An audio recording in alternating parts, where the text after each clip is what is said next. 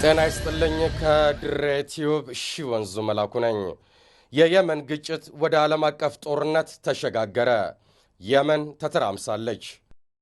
የፕሬዝዳንት አብዱራቡ መንሱር መንግስትን በኃይል አሽቀንጥረው የሰናን ቤተ መንግስት የተቆጣጠሩት የሁቲ አማጽያንን ደግፈውና ተቃውመው የቆሙት የውጭ ኃይሎች በየፊናቸው በትርምስ ውስጥ እጃቸውን አስገብተዋል።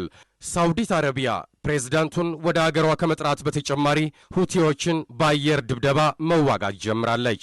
ይህ የሳውዲ ድርጊት ከሁቲዎቹ ጎን ከቆመችው ኢራን እንዲሁም ራሽያና ቻይና የበረታ ተቃውሞ ቢገጥመውም እንኳ በባሕረ ሰላጤው አገራት ትብብርና በአሜሪካ በኩል ቡራኬን አላጣም።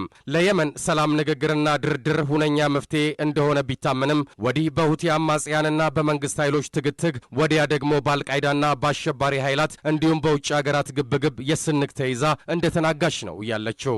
በተለይ የሺያ አማጽያኑ ሁቲዎች በአሜሪካ ይደገፍ የነበረውን የጦር ካምፕ ትላንት ማስለቀቃቸው ከተሰማ በኋላ እንዲሁም ፕሬዝዳንቱ አብዱራቡ መንሱር ሃዲ ወደ ሳውዲ ከሸሹ ጀምሮ ሀገራቱ ወደ ለየለት ጦርነት ውስጥ እንደገባሽ ነው የሚነገረው።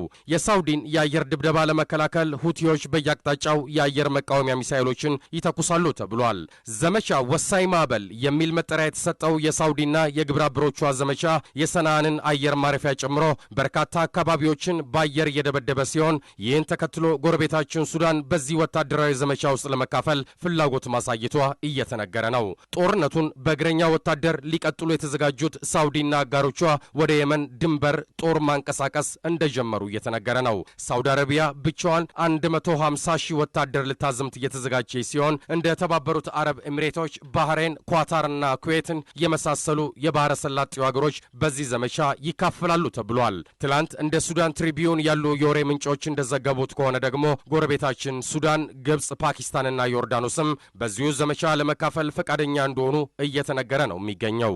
እጅግ የበረከቱ ኢትዮጵያውያንና የምስራቅ አፍሪካ ስደተኞችን የምታስተናግደው የመን ሺያ ወይም ሱኒ በሚል የተጀመረው የአብዮት ማግስት ግጭቷ አሁን ላይ ወደ ዓለም አቀፍ ጦርነት ተሸጋግሯል። በዛ ያሉ ኢትዮጵያውያን ጉዳይ ለእኛ አሳሳቢ እንደመሆኑ መጠን ይህን በሚመለከት ተከታታይ ዘገባዎችን የምንሰራ ነው የሚሆነው።